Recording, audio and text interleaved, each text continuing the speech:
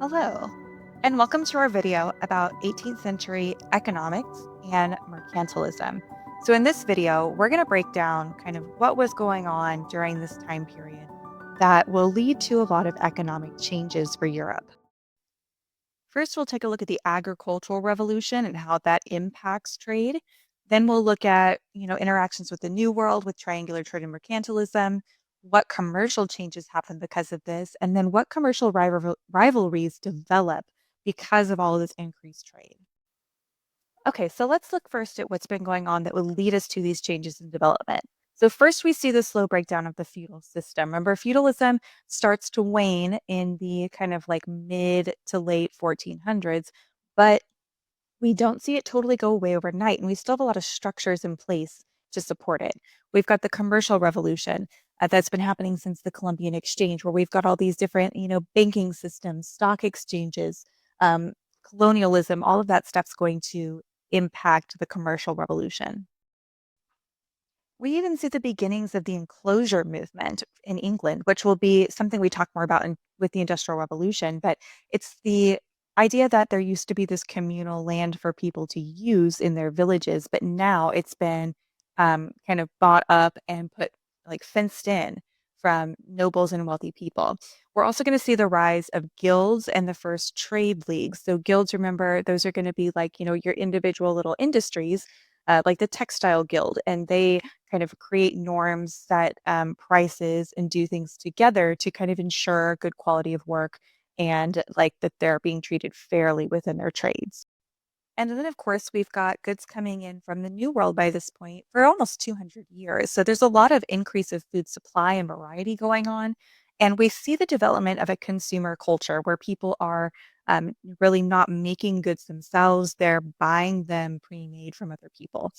And all of this kind of culminates with the start of the agricultural revolution that begins in the 1700s that leads to the production of more crops. And that's going to have a little like domino effect for later parts of history. Now, this is sometimes called the second agricultural revolution because the first one is technically when we switched from hunting and gathering to farming. But this agricultural revolution we're seeing in the kind of early 1700s is one where we advance different farm equipment to create crops faster. So we'll see the seed drill from Jethro Tull, the iron plow, the cotton gin. All of these things are going to increase the amount of goods that we can produce in our soil. And it's going to lead to a rise in population, which will trigger some other effects leading to the Industrial Revolution kind of later in the early 1800s. Now, the next big thing we'll talk about that's impacting the economy during this time is triangular trade and the development of the mercantilism system. And we've talked about triangular trade a little bit at this point already. But what we know is that it really benefits Europe. It's sending all of these really high caloric foods over to Europe. It's like diversifying their food profiles while it's, kind of devastating the Americas in a lot of ways. And that increased food supply is going to lead to benefits for them. Like they're going to see less famine, they're going to see more diversity leading to better health. And it's going to increase the wealth of European governments and companies, which is going to be a big thing that impacts the economy. And so because of, these companies and wealthy individuals kind of taking charge of the economy during this time, they come up with this system of mercantilism that's going to be used by these European countries that have colonies in the New World. They will put high tariffs on foreign goods and make the colonies a supplier of raw materials. So basically, what they're ensuring is that the colonies are always sending them pretty cheap raw materials and they're not going to buy things from other countries because it's so expensive for them to do so. So they're beholden to their mother country to give them the finished goods that they need to keep going. So it leads to further colonization and it escalates commercial rivalries within Europe because, you're always looking for that new market that you're going to sell all your goods to, the new place you're going to get more raw materials from.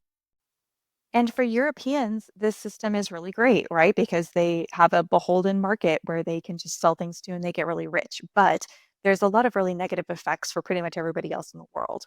So it leads to Europe claiming land all over the world in an attempt to get these raw materials. It increases the plantation system. It actually kind of creates the plantation system in the first place, where they're taking people from Africa, specifically West Africa, to work on these new world plantations after, the encomienda system kind of fails and the native population couldn't work there anymore. And we see an increase of slave trade because of this. We also see that European countries start competing commercially for lands and resources. So imagine it's not just driven by the governments wanting to expand, it's driven by these individual companies as well. Which brings us to our next point about commercial changes happening during this time. We see that Europeans are going to start exporting new goods. So the goods that they basically were trying to get from Asia, they're now going to try to produce themselves in these colonies. And so the plantations are going to produce things like sugar, tea, tobacco, rum, coffee. You'll see some silk coming out of Asia with the Dutch East India Company and places like that. But ultimately, we see that there's a lot of coerced labor here. So these companies are using, African people and at times Native people to create a slave workforce to get them these goods. And as we know, money's a great motivator. So we see some commercial rivalries develop because of these systems as well. So that increase in wealth and mercantilism is going to lead to the creation of competition for land overseas. And there's going to be a few different wars that are fought for this, like the Seven Years' War between Britain and France, fighting for land in the New World. But there's a big incentive to become a large naval power as maritime empires are going to increase the size of the country. And it leads to rivalries between companies as well as countries. One major development that we see that's kind of a change during this time period is that one of those joint stock companies, the British East India Company, is going to start to dominate the Indian Ocean. Whereas before they were kind of more in the Caribbean and in the New World, they're going to branch off into territory that used to be the Dutch and the Portuguese. We also see in, true movie fashion, the development of piracy during this time period. So it's not like pirates didn't really exist, but they weren't really a business in itself until this time period. So governments will actually fund pirates, like they license these privateers to attack rival countries' ships, to sink the ships, to decrease the size of their navy and take the goods that are on board the ship. So we see that there's some kind of different tactics going on in this time period to kind of curtail all of this new world or, extended trade route good swapping. So some ultimate impacts from all of these changes in the economy are that Britain is going to become the most wealthy country in Europe with the most powerful navy. And that's going to be pretty influential kind of moving forward as we talk about like industrialization, imperialism, all that stuff. But we also see during this time period, European nations are attempting to maintain, that balance of power. So they don't want one country getting too powerful, and they're going to kind of band together to control who has, you know, the ultimate power. We also see that commercial and economic influences are going to become central to diplomatic relations. So if you want to, ensure peace, you create a trade deal.